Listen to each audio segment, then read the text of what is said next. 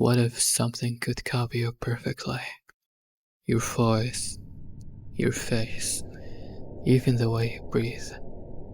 And what if it was waiting for you in the middle of the Arizona desert? Because tonight's story isn't just about a creature, it's about something that pretends to be human, just long enough to get inside. It started during a road trip through northern Arizona. I wasn't supposed to be there late. The plan was simple. Drive through the desert, stop near a small town just outside the Navajo Nation, and spend the night. I'd been filming content all day, empty roads, abandoned gas stations, that kind of eerie aesthetic people love. By the time the sun started setting, the sky turned this deep orange, then red, then something darker. The desert goes quiet in a way that doesn't feel natural. No birds, no wind, just silence. That's when I saw the first sign, a dead animal in the middle of the road. At least, I thought it was dead. I slowed down, headlights washing over it. It looked like a coyote, thin, ribs showing, fur patchy, but its legs were twisted at an unnatural angles, like something had broken them, and then tried to put them back together wrong. I should have kept driving. Instead, I stopped. The moment I did, its head snapped toward me. Not slowly, not like an injured animal. Fast, too fast. Its eyes reflected the headlights. But they weren't normal. They looked human, like there was thought behind them. I panicked and slammed the gas, driving past it. In my rear view mirror, I swear, it stood up. I didn't stop again until I reached a small roadside motel. The place looked abandoned, but there was one flickering neon sign that said vacancy. I didn't have signal on my phone, and honestly, I didn't want to keep driving in the dark. The man at the front desk barely spoke. He just handed me a key and said, "Don't go outside after midnight." That should have been my second warning. My room was old, dusty, but fine. I locked the door, set up my camera gear, and tried to relax. Around 11:47 p.m., I started hearing something outside. Footsteps, slow, dragging, like something was circling the building. At first, I thought it was just another traveler, but then it stopped right outside my door. Silence. Then a knock. 3 slow knocks. I froze. "Hello?" I called out. No response. Then I heard a voice. My voice. "Hey, open up. It's me." Every hair on my body stood up. It sounded exactly like me, but slightly off. Like someone mimicking me. After hearing me talk once, I backed away from the door. The voice came again. "Open the door. You forgot something." This time, it sounded closer, almost like it was right next to my ear. I didn't move, and after a few seconds, it started scratching. Not knocking, scratching. Long, slow drags across the wood. I stayed awake all night. At some point, the sounds stopped. I must have fallen asleep for maybe an hour. When I woke up, the sun was already rising. Everything felt normal again. Quiet. Safe. I told myself I imagined it. Until I checked the door. There were marks. Deep ones. not like scratches from an animal. These looked deliberate, like something had tried to carve its way in. I packed my stuff and went to check out. The man at the desk looked at me for a long time before saying, "You heard it, didn't you?" I didn't answer. He sighed. "They copy voices first. That's how they get in." I felt my stomach drop. "What is it?" I asked.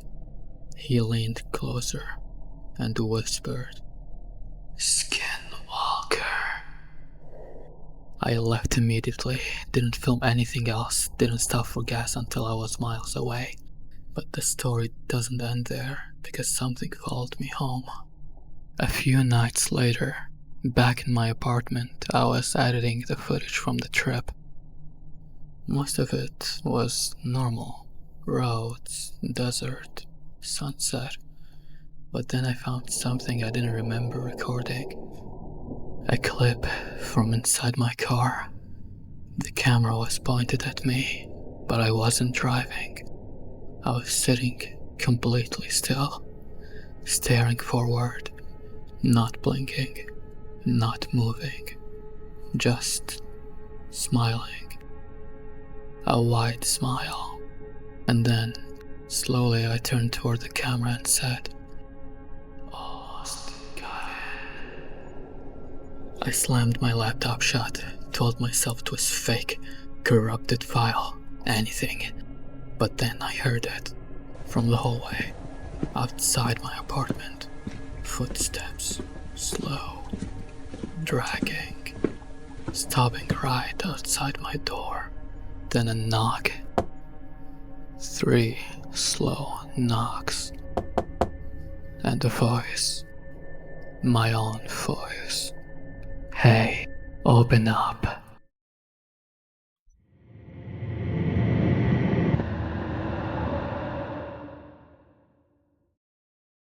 People online say the 7 gates of hell is just a myth, a dumb challenge, something teenagers dare each other to try at 3 a.m. 7 gates, 7 steps, 7 chances to turn back, and one rule: if you open the 7th gate, you don't come back. I didn't believe any of it, not until I found the map. It was posted on some old forum, half deleted, barely readable.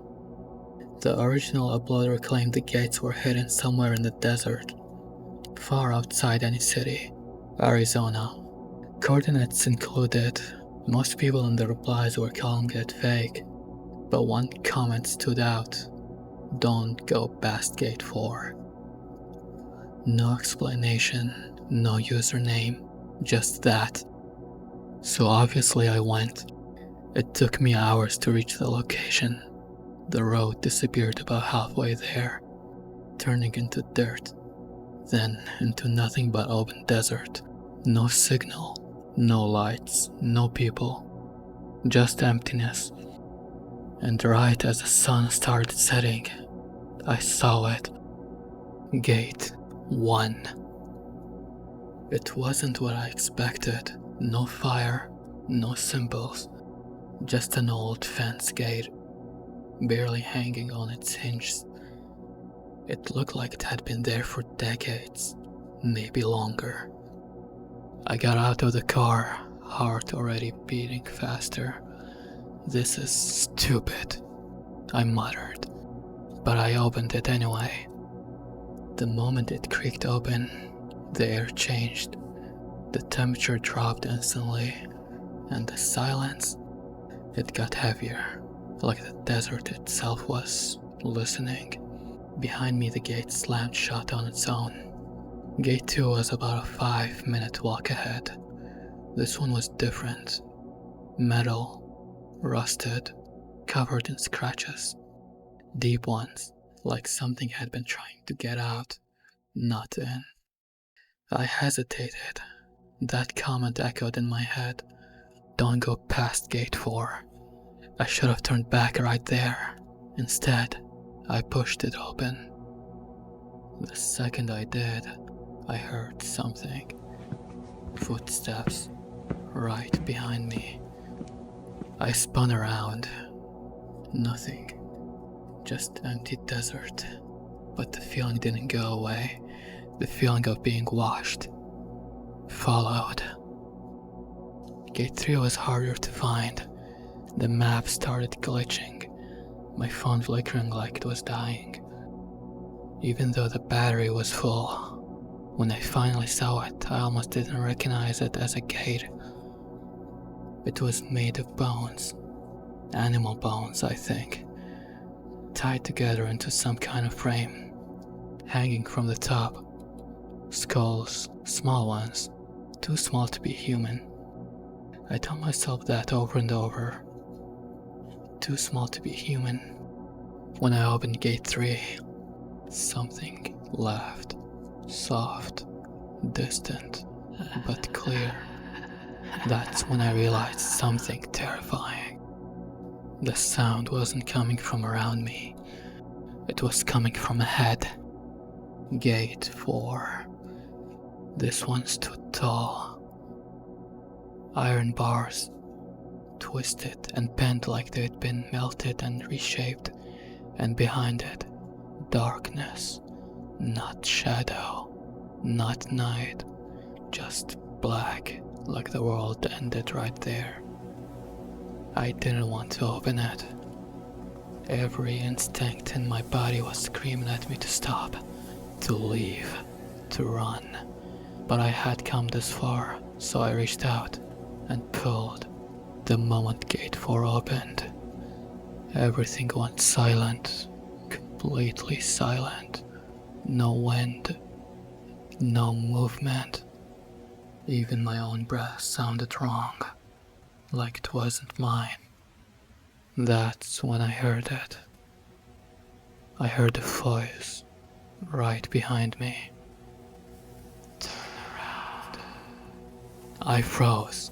Slowly I shook my head. No. The voice came again. This time, it sounded like my mother. Please turn around. I felt tears in my eyes. It sounded exactly like her. Warm, familiar, safe. But then, I remembered the rule. Don't look back. So I stepped forward instead and walked straight to gate 5. Now, gate 5 didn't look like a gate at all. It looked like a mirror. A tall, standing mirror in the middle of the desert. And then I saw myself, but something was wrong. My reflection wasn't copying me. It was delayed. Smiling when I wasn't. Blinking when I was staring. And then it spoke without me moving my lips. You shouldn't be here. I stepped closer, and my reflection stepped closer too, but faster, like it was trying to meet me first. I don't know why, but I reached out and touched the mirror. The surface rippled, like water, and suddenly my reflection grabbed my hand. I screamed and pulled back, falling onto the sand. When I looked up again, the mirror was gone. Gate 6 stood in its place. This one was wrong. There's no other way to describe it. It looked like it was breathing, the frame expanding and shrinking slowly, like lungs. And the sound, low, wet, alive.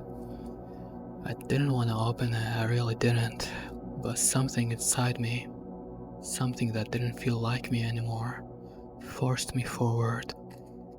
I pushed the gate open, and everything went dark. I don't know how long I was there. Seconds, minutes, maybe hours. But when I could see again, it was standing in front of the final gate. I was standing in front of the final gate. Gate 7. It was massive, towering, and covered in symbols I couldn't understand. And behind it, something was moving. Not one thing, Many things, shifting, crawling, watching. And then I heard the voice again, but this time, it wasn't pretending. Open it. I stepped back. No. The ground beneath me started to shake. The gates behind me, 1 through 6, all slammed shut at once. You opened the others, the voice said. You don't get to stop now. Something slammed against the other side of the gate. Hard. The metal bent outward for a second, like something enormous was trying to break through. My hands started moving on their own, reaching for the handle. I tried to stop, but I couldn't. And just as my fingers touched the gate, I woke up. I was back in my car, parked in the desert, morning light shining through the window. I gasped, shaking, drenched in sweat. It was a dream, I whispered. It had to be. But then I looked down at my hands. They were covered in dirt and something else. Blood, and carved into my palm, 7 small marks. That night, back home, I tried to forget, tried to move on, until I heard it from inside my closet. A voice, low, patient, waiting. You never opened the last gate. The closet door creaked open on its own, and something inside whispered, Let me out.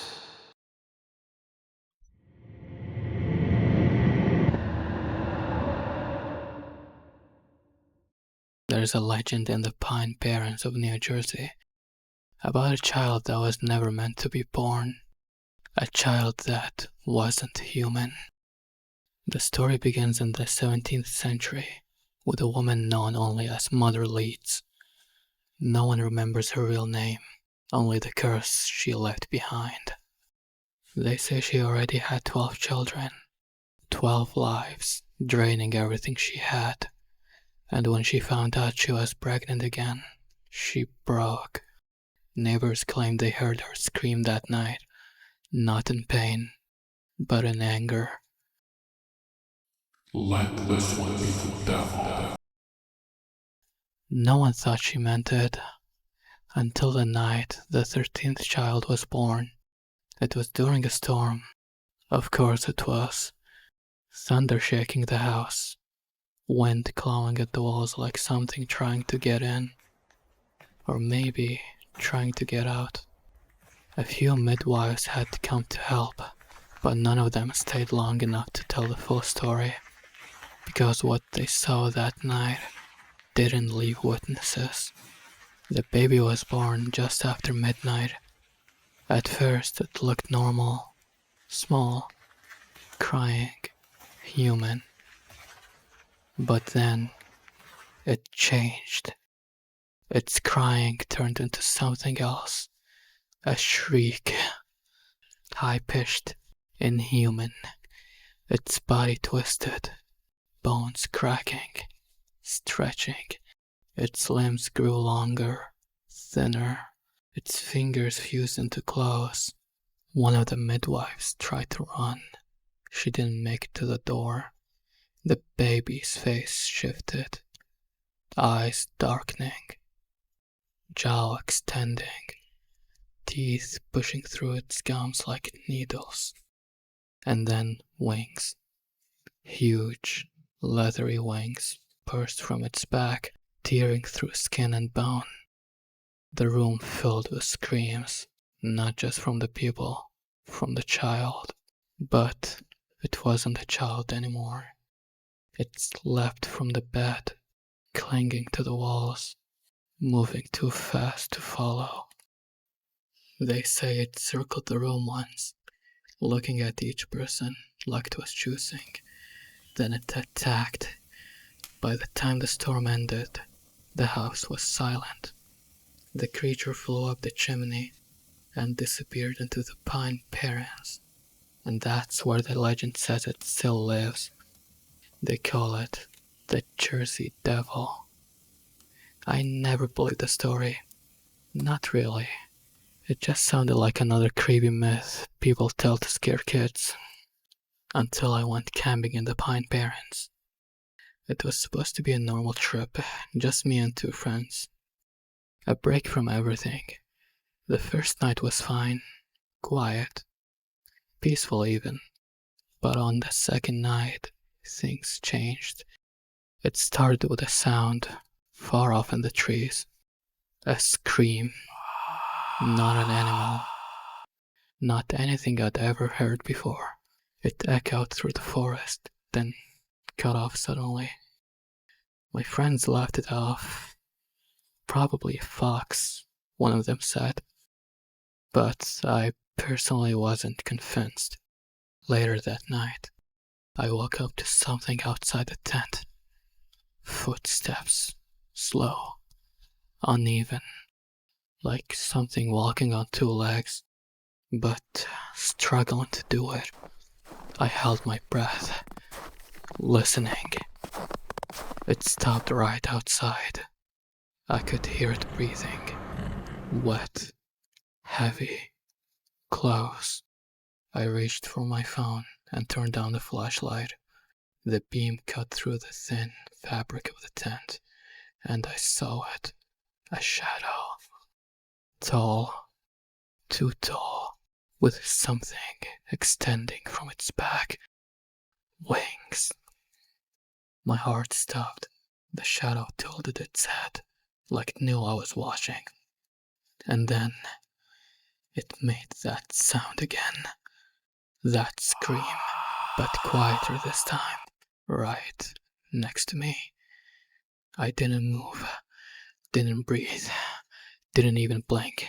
I just closed my eyes. After a few seconds, the footsteps started again.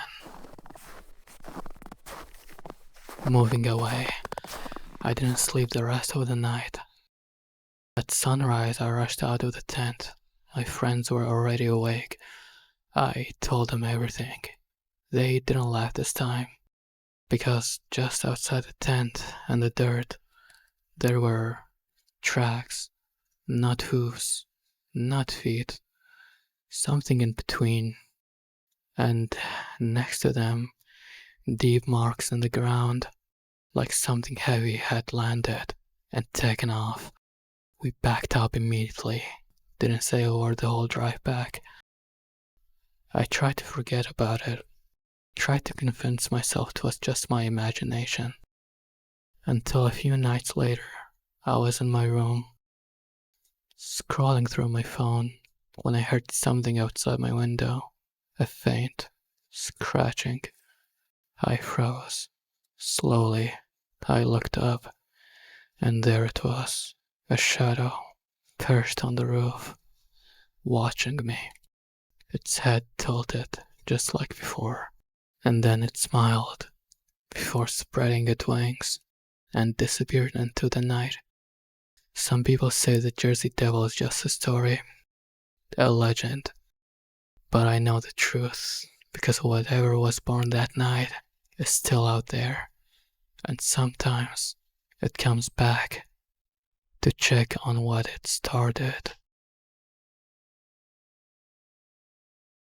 Thank you friends for watching. Please hit the subscribe button to keep the channel up.